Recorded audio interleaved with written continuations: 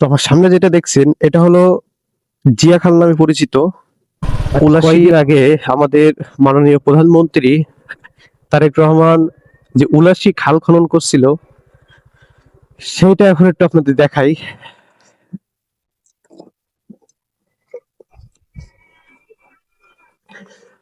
তো আমার সামনে যেটা দেখছেন এটা হলো জিয়া খাল নামে পরিচিত। উলাসী থেকে শুরু করে এখানে হাড়িখালি দিয়ে এই দিক দিয়ে সোজা চলে গেছে বাগাছড়া পর্যন্ত বিস্তৃত। তো এটা হচ্ছে সেই জিয়া খাল।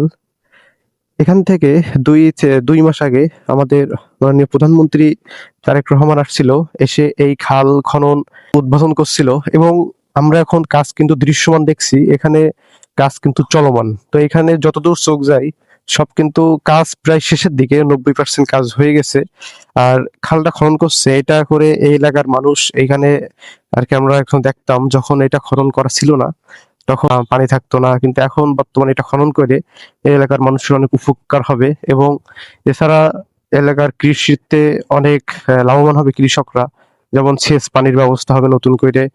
তো এই সাইডটা মোটামুটি সুন্দর লাগছে। তো এটা যদি আরেকটু চাওটা করা যাইতো এটা আরো ভালো হইতো অনেক।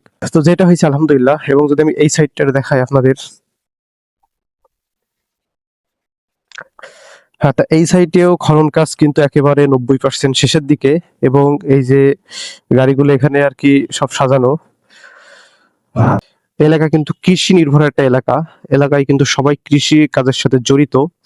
তো ভালো কাজের প্রশংসা আসলে সবসময় করা যায়, সেটা যে কোনো হোক, মানে যে কোনো ব্যক্তি বা সরকার বা দল হোক। ভালো কাজের সাথে আমাদের বাংলাদেশের জনগণ সবসময় আছে, থাকবে এবং ভবিষ্যতেও তাদেরকে সাপোর্ট দিবে। তো এই ছিল আজকের ভিডিও। সবাই ভালো থাকবেন, সুস্থ থাকবেন। আল্লাহ হাফেজ।